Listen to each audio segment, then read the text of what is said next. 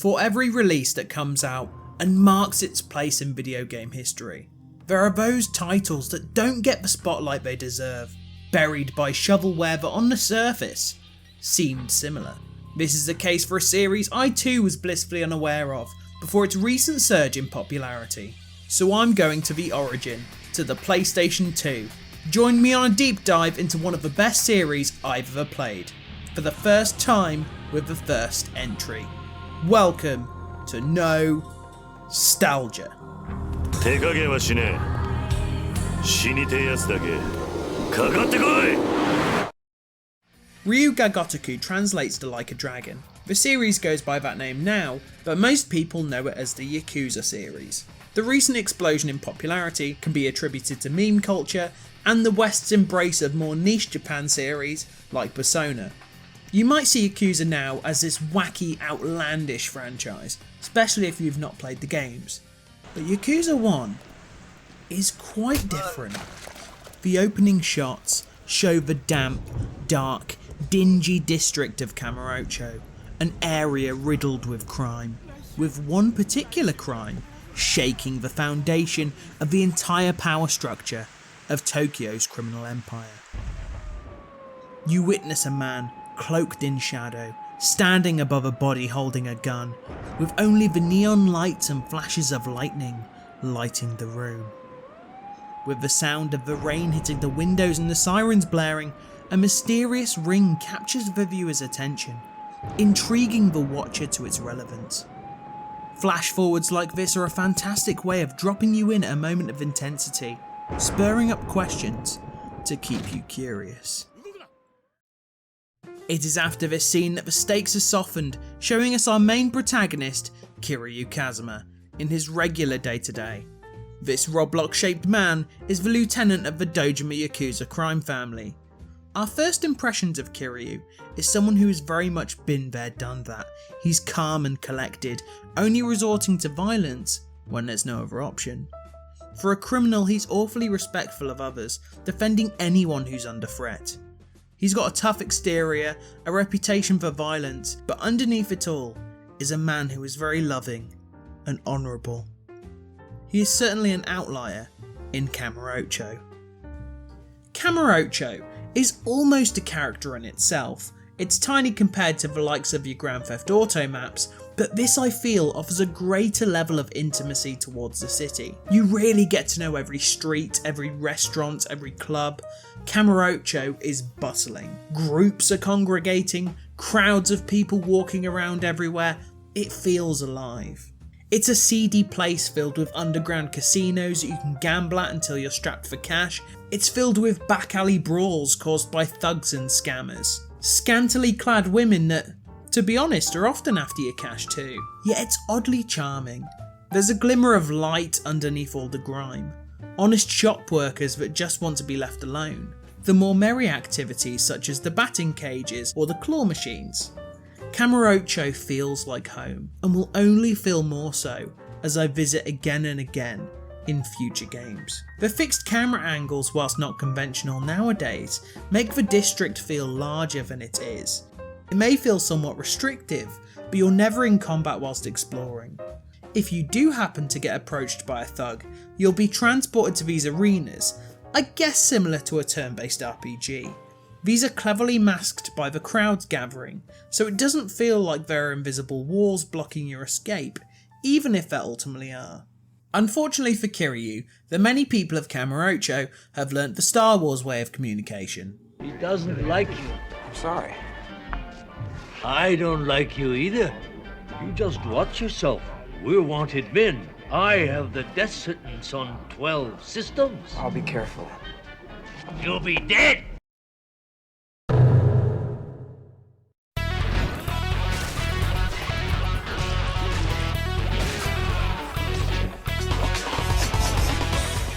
During combat you have an attack, a strong attack, a grab, a dodge, a block and a lock on. You can do combos by performing up to 4 light attacks in a row, then following it up with a heavy attack. Any attacks that you do contribute towards your heat bar. You can expend heat to perform heat moves. grab someone near a table or a wall, find someone lying in pain on the floor. These are so impactful. The sound design is phenomenal. No matter what heat moves you learn or how many times you do them, they always have so much weight to them.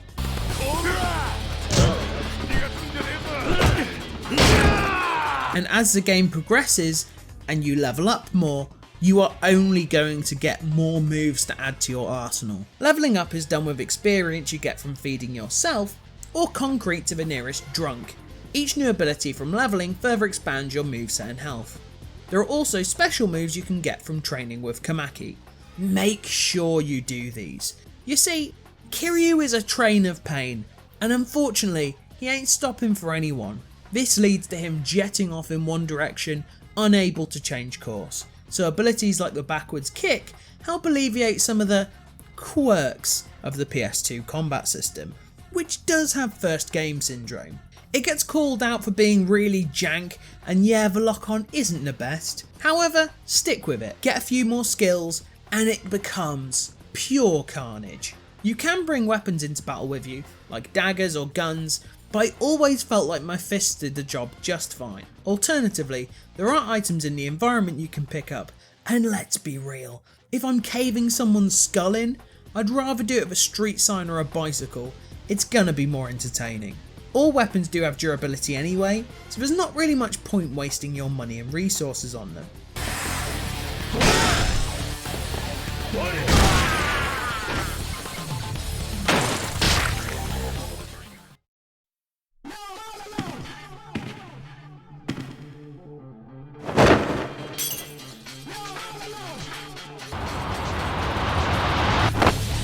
There are several points in the story where the game goes from Kiryu taking out a few thugs to Kiryu taking out an entire building.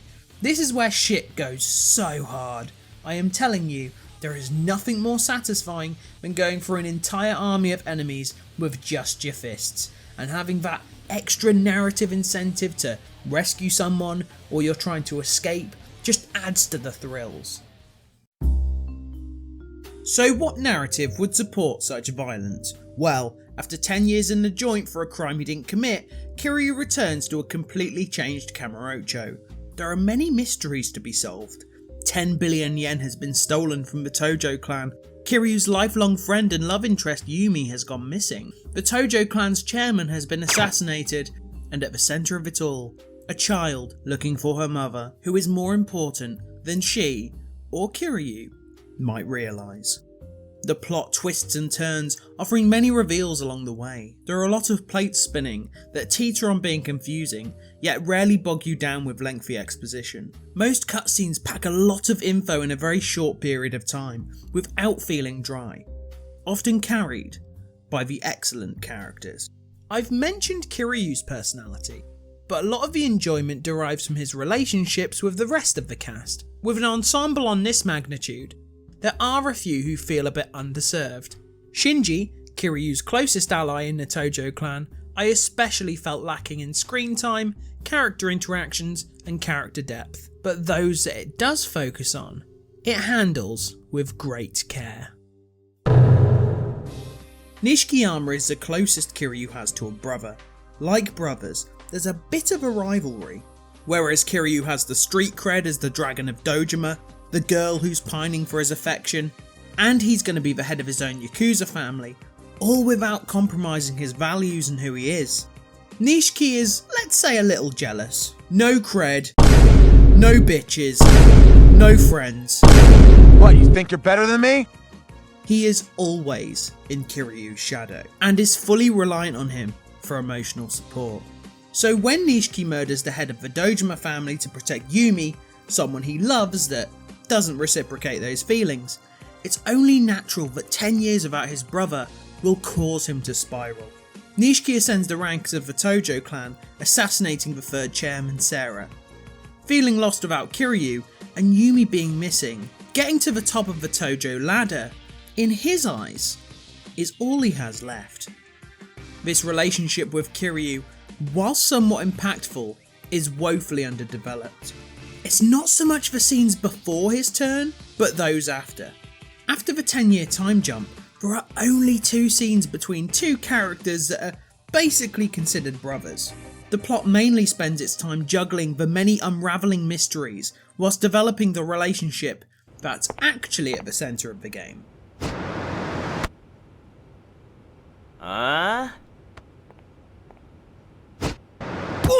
At the point in the story in which they meet, Kiryu is showcasing his nurturing nature, not only saving a puppy but feeding it to make Haruka happy. As an orphan who doesn't know her mother, Kiryu already has that common thread. Just as he sees Kazuma as a father figure, he will over the course of the game become the same parental figure for Haruka. Fatherhood remains a common theme throughout, held as a chapter with the exact same name. We follow Kiryu's new ally, Detective Date, struggling to maintain his relationship with his daughter, the florist who keeps watch over a son but doesn't even know he exists, a father to Haruka who doesn't care about her life at all, just what monetary gain he can get from her. Ironically, it's the father figures that aren't related to anyone who end up doing the best job parenting their kids. ひまわりは俺が親殺した子供のための施設。いいんだ、いいんだおやっさん。俺にとっちゃおやっさんが本当の親父でした。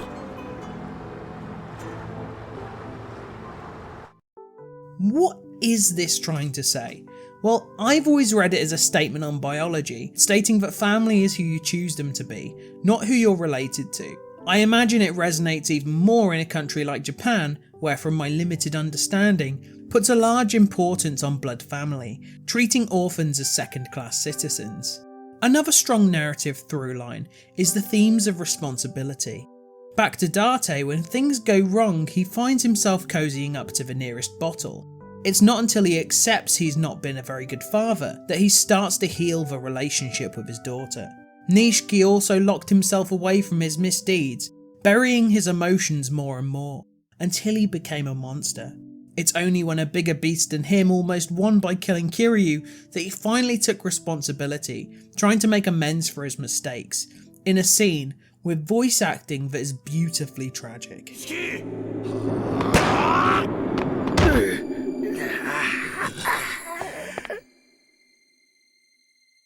こんなやつに好きにさせて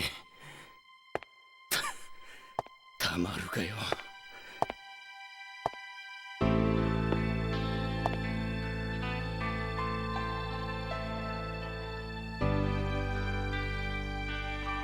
最後のけじめくらい俺につけさせろや。やめろ、やめるんだ、錦！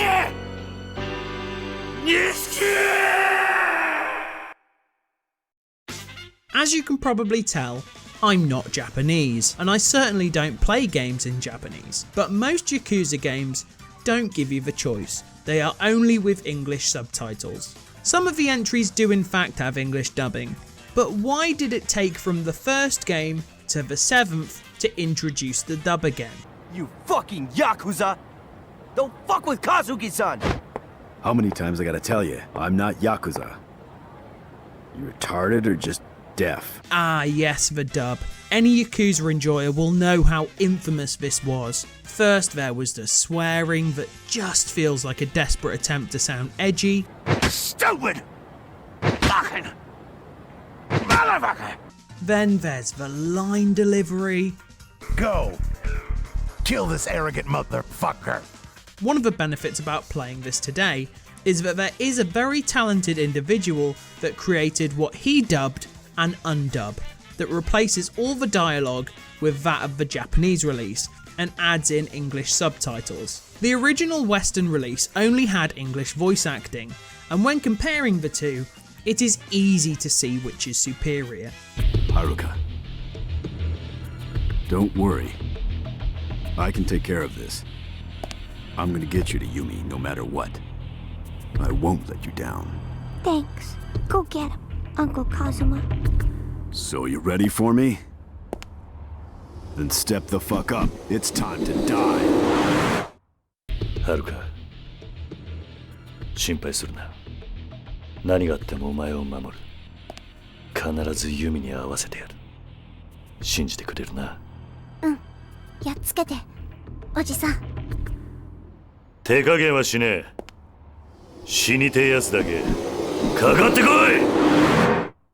Fortunately, when it comes to the music, it was unchanged. And thank God that it was. It can be sparse whilst exploring, resorting to ambient street noise instead. The music that does play is often restricted to playing in the shops and the casinos.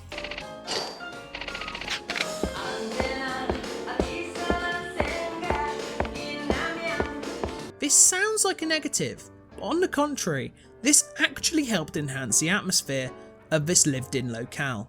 The majority of the soundtrack is utilised for the combat and the cutscenes. The regular combat encounters carry this raw, grungy energy to it, electric guitars, a hint of techno, even some jazz instrumentation. The music complements the tone of the world, this raw, dirty, dangerous district that these criminals inhabit.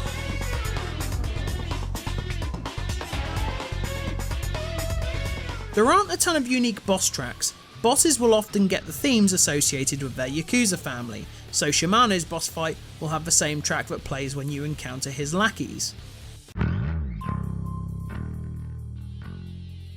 The main theme that plays during the opening credits, Receive You, plays during the fights with Goro Majima. Majima is a loose cannon, and somewhat of a rival to Kiryu. He's not so much trying to stop him for his boss Shimano, he just wants to beat him to prove himself the better combatant. Even protecting Kiryu at one point, because he just wants the glory all for himself. 親父なんで桐生ちゃんはな俺の獲物やこのこいつをやるのはわしだけなんじゃ Majima is more of a chaotic neutral in the whole thing. His boss theme shifts erratically between hard guitar riffs and techno beats, harmonising with Majima's crazy, unpredictable nature. He's easily the character that's the hardest to attack, his speed contrasting with the slow slab of meat that is Kiryu. Most boss fights manage to be enjoyable, owing most of their memorability to the story significance and spectacle more so than their mechanical depth. The only time the combat shits itself is when guns are involved. If you don't have a bulletproof vest, God knows how you'd be able to take down Arase, who was quick, surrounded by other men, and dual-wielding pistols, a true recipe for disaster. And another jolly jaunt was Jingu. Jingu can only be described as an absolute prick. He's the quote-unquote big bad, the man at the top, hateable.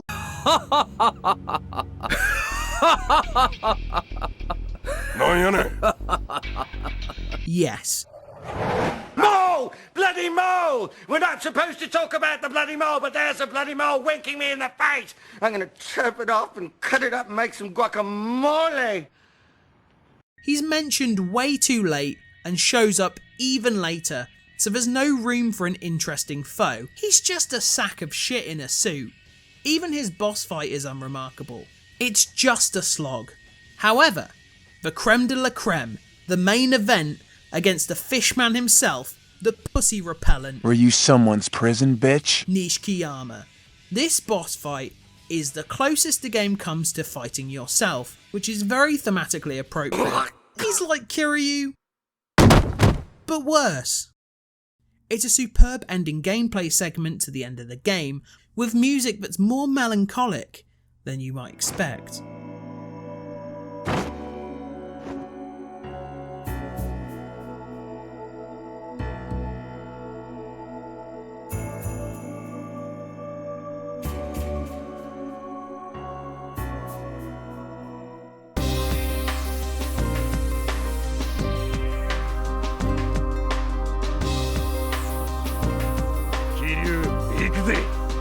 It's a battle between two brothers, changed forever by their environments, who have only drifted further and further apart. One who's become more open, compassionate and fearless, and the other closed off, heartless and consumed by fear. It's truly an amazing final boss. Maybe not the final boss you encounter though. Joe Ammon is a secret boss you can fight, and for the life of me, I could not beat this guy. He's quick, he has a lot of guns. No thanks. But I did do all the requirements to make him appear. You have to do 79 missions, or as they are later coined, sub-stories. These are your side quests that will take up the bulk of your time when you're not battling in the Colosseum or playing minigames. There are two types of sub-stories. The first type all blend together. It goes like this. Someone tries to get money out of Kiryu or an innocent civilian via scams or just muscling their way in. Kiryu asks nicely for them to stop and it ends. These are fine. They're just fine. They certainly aren't frustrating. Some of these missions can be done in a matter of minutes, and alone they are worth doing for the XP and rewards. You'll just forget them as soon as you complete them.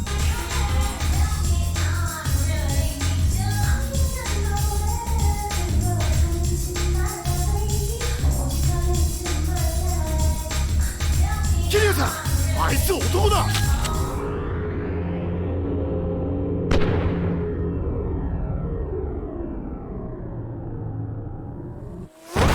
The other type of sub-stories are given more narrative weight and higher production value, given cutscenes as opposed to the regular text boxing.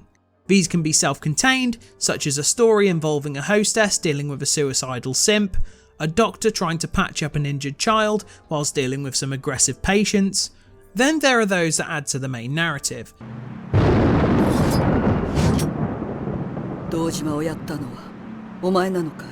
She wants to get revenge for the murder that everybody believes Kiryu is guilty of. These are incredible stories that are unfortunately the exception, not the rule. It provides more chemistry between Kiryu and Haruka, but enhances the narrative without feeling necessary to understand the main plot, even tying up some loose ends, such as a plot line dealing with a mistaken identity. Tying up my thoughts on the game, it's unfortunately in a bit of a bind amongst the community. Little people have played or have any interest in playing the original Yakuza. With a remake out, there are few that care to try it, and the infamy of the dub stopped people from being able to take it seriously. It's hard to put into words, but there's a stylistic choice, a time-capsuled tone, a feel to the overall package that gives it this raw purity. I'm so glad that this was the version that I tried, and hearing it with the Japanese audio really sells the expressions of the voice actors who are really just putting in their all. I'm not going to tell you that this is absolutely perfect, yet I love this game, truly. So much that I turned the combat and the cutscenes into a 4-hour movie to help spread awareness of the PlayStation 2 original. It's fine to prefer the remake, but most of the community just dismiss the original and act like it doesn't even exist. And that's quite sad. I felt everything during my time with this. Sadness, joy, unbelievable hype. I truly believe that this is a strong start to an amazing series. Have you played Yakuza 1? Will you after watching this video? Can I think of a good outro? 10 years in the joint made you a fucking pussy.